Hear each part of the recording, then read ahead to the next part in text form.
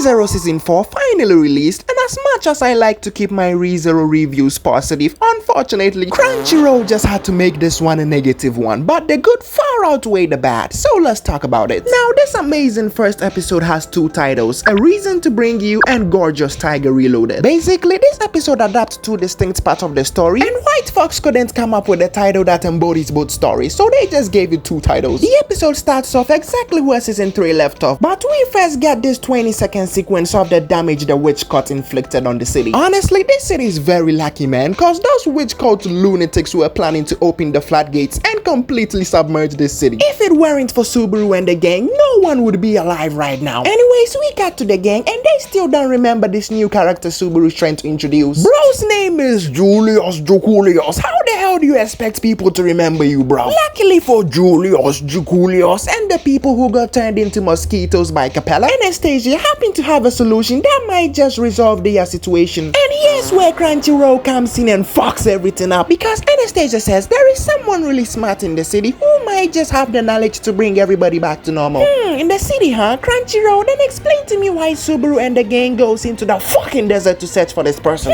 Crunchyroll, are you telling me that in a city surrounded by the fucking ocean, there just happened to be a desert secretly hiding somewhere in the city? Oh my freaking god, Crunchyroll can't stop mistranslating ReZero, man. Because according to ICE, the most reliable ReZero leaker, Crunchyroll mistranslated the word country to city. This one mistake really ruins the whole season, man. Because why would they leave the city and go into the desert to search for the person in the city, man? I was confused for a whole hour when Anastasia said this line, man. Imagine how casual fans are gonna be confused when they read this. Thank you so much, Crunchyroll. ReZero is so peak, you have to progressively fuck it up to make it less peak. Anyways, moving on from crunchy shit being crunchy shit, let's talk about that fire scene. I just love how Emilia got so jealous of Subaru getting all fluffy with Deco. She outright tells the 500-year-old great spirit, it's past your bedtime. Get the fuck out of here, you big breast looking Satella ripoff. Now, turns out Anastasia isn't really Anastasia anymore, and her fur coat fox spirit called Echidna is possessing her now. I really love how offensive Subaru got when fine chick started babbling on about being Echidna. Subaru straight up called Echidna a vile witch. Seriously, Subaru? After all that breast milk you drank from her? Oh my god. But luckily, this Echidna isn't really Echidna, because this fox spirit said it doesn't even know what she is. Well, for Zedna, the opening freaking exposed you. I don't know about you, but that fox spirit is definitely a part of Echidna's consciousness, because that witch really likes keeping an eye on Subaru. I know she wants that Suba cock. You ain't getting that Suba cock, witchy. Only I'm getting that. Anyways, we got to the most nostalgic scene in this episode, because seeing the gang all together in Roswell's mansion is something I've been wanting since season 1. But something I've definitely not been wanting is seeing this Melee brat again. They grow up so fast. One moment they are in a village slaughtering innocent people for no reason. The next moment they are in a mansion playing with their toys like nothing happened. I freaking hate this girl, man. The fact that she's joining Subaru's mission